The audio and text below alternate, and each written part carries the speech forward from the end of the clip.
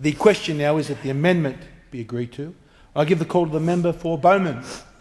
Speaker, thank you, and my support is unconditional for the Green Army Initiative, which has been a coalition flagship in the environment area now for a number of years, and finally in government coming to fruition. Deputy Speaker, regardless of where you come from Australia, the Green Army is an exceptional option for young Australians, whether they be in a gap year, graduates or currently unemployed, to get involved in local environmental projects of merit. In my area of Bowman, I speak with particular passion because virtually all of my 60 kilometres of waterfront is mangrove. In fact, it's pretty hard to find a patch of Redlands waterfront that is not mangrove. And of course, together with the beautiful North Stradbroke Island, there are seemingly limitless opportunities to protect, preserve and in fact enhance some of the environmental assets that we have in Bowman, being a Moreton Bay fringe electorate. Of course, you just have to drive down any major road in a part of Australia where there's a significant nature corridor to know that there's almost limitless work to be done on this great continent when it comes to environmental improvement and enhancement.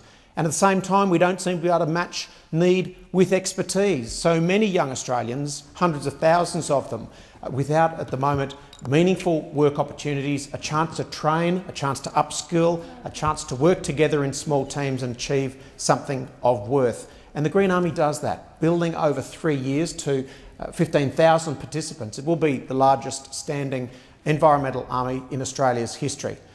I'm excited about it for a few reasons, and the first one is that this is very much locally driven. And sure, there will be a service provider responsible for organising, as well as a group that will typically identify the projects, commonly councils and the like. But what's really important is that communities can get together and actually rank the environmental tasks into some form of priority and start working on them in a limited time frame over a number of weeks and ensure that that job is done. What we don't have is tailing on of this program in a sort of an extended work for the dollar arrangement, because this is very different to that, and I need to emphasise that. The Green Army needs to be one of a number of options that young Australians can have. It will never be compulsory. It's obviously going to grow quickly each year up to 2018, and I commend the Minister for having gained the extra resources to ensure that the Green Army continues. The challenge, and I put it out to every electorate, is to find the highest quality projects that you can. Of course, critics of this program will be saying that there's no point just mobilising people if they're not doing something of environmental benefit. Well, there's plenty of environmental potential in every electorate, even urban ones, where of course environment is most under threat. In my electorate, there will be revegetation on sand dunes on North Stradbroke Island. There will be enhancements in our mangrove and intertidal areas. There are problems with noxious weeds and non-local flora all throughout the Redlands, and all of these are perfectly suited to Green Army projects. Now, for the young Australians contemplating doing this, it doesn't have to be for a year. As I've said, these are medium-term projects, and you're working in a small team with a supervisor who is paid the horticultural award for that role. Councillors have told me some of their concerns are around transport. Many participants won't be able to get to remote locations in my electorate easily, where public transport's limited. So there will have to be a little bit of ingenuity and flexibility to make sure that these projects run without a hitch and that people obviously can be attending regularly. If you talk to young Australians, many of them say, I'm interested in doing this kind of work and I'd love to give it a go. So these projects have to be flexible enough to allow people to move in and out of them, short enough that they can actually see some kind of gain and benefit in the time that they're engaged, and variable enough so they're not just doing one thing, the same thing for months on end. My objective from these Green Army projects is that young locals will come out of them with a new skill and a new qualification. And look, in many cases at the moment they're sent down to employment network providers and they glaze over computers as they're searching for the next training program to do. Well, the Green Army changes that because there's real practical application. There's a real sense that not only did I gain the skill, but it actually made a difference here. And be that building a walkway or repairing some erosion or getting a better understanding of how some of these waterways work, that's got to be all upside, hasn't it? In a nation where our labour is so valuable, we are a small population economy with a very high average GDP and of course a large and natural expanse that is often very, very rain deprived and vulnerable. then there's no better place to apply Green Army initiative than right here in Australia. So I'm speaking from South East Queensland, where we have incredibly fast population growth, probably only rivalled by parts of outer Sydney. And at the same time, we've got these environmental belts that locals have fought hard to protect, only to see them effectively fenced off, but not being maintained. They become a bushfire risk, they are covered in lantana and other noxious weeds, and they're not a place you'd want to take your family to go bushwalking or for a picnic. Well, the Green Army can change that.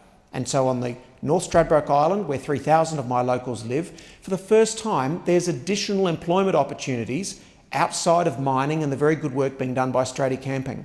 Here is a chance for young Australians falling out of interest with formal education to actually have this cadetship, an environmental connection, and time-limited projects that they can really make their own.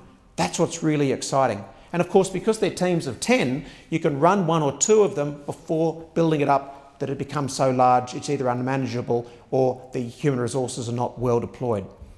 Make no mistake, this will be challenging all over this nation to be running over 1,000 of these tiny projects, but I've got faith in local people, local employment providers and local councils to come up with the best possible projects and see them through to fruition.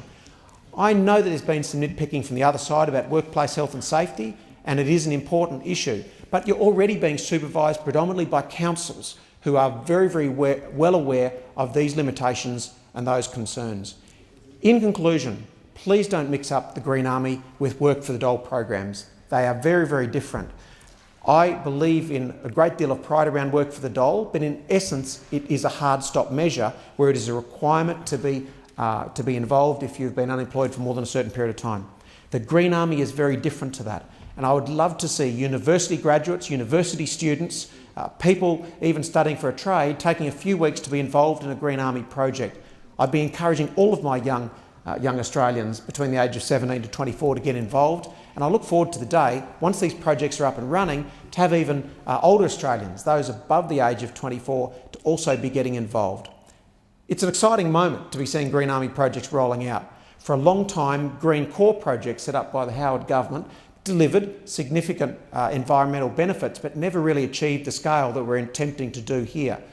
It is a real feather in the cap of the coalition that rather than going out on our own on climate schemes that in the end have left us cold and broke, that there's a real sense of practical action in local communities. If you really care about your environment, there is no better way of getting involved than encouraging people you know, encouraging people that are eligible to get involved in one of these projects in a team of 10. It makes perfect sense. They should be available. And I've made this point about matching need with expertise. We pay between 360,000 and 400,000 young Australians income replacement who are not involved in full-time work, study or training. That's inconceivable that billions of dollars every year are paid more so in an entitlement than in a mutual respect arrangement where that transfer purchases a social outcome. And if we can move to that point where young Australians are actually earning that money by being involved in the development of public good, which is a cleaner environment, that is a great step in and of itself. If there's one thing that this government achieves in the next election term, I'd like to see it be the removal of the do nothing and have no chance option. The notion that payments are purely entitlements and that nothing comes back the other way. The notion that that payment is your pay, because that's not what it is. When we pay welfare to look after those who are in greatest need, we want that to be a hand up to give people a chance at a future career. Keep in mind, it's easy to look down at 18 to 24-year-olds and say they're not doing enough and they're not active enough. But for many of them, they're transitioning through life, having lost interest in formal education and prior to having a family. That is the time to give these young Australians every chance at acquiring a skill, developing confidence and having a capability, because only through that comes opportunity. If we deprive these young Australians of opportunity, then we will carry them as a welfare burden for life. And that is not what we want. What we want is, at the best possible opportunity, as soon as they disengage from formal education and training, to get them back into something practical that they love and enjoy. So without going into too much detail and diverging too far from the Green Army project, what I am hoping is that there is flexibility.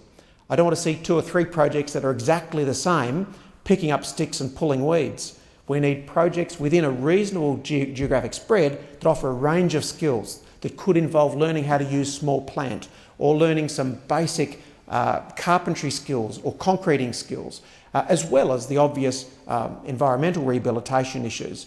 If we can do that, that may mean spending a little bit more on good training and supervision and making sure that our trainers can actually impart those skills. If we do that and people leave Green Army with a formal qualification, then we have only made life and opportunity far better, not just for those individuals, but for their families that hope for a better life for their young children, who one day will become adults and income earners of their own. I commend this bill strongly. I thank the member for Bowman.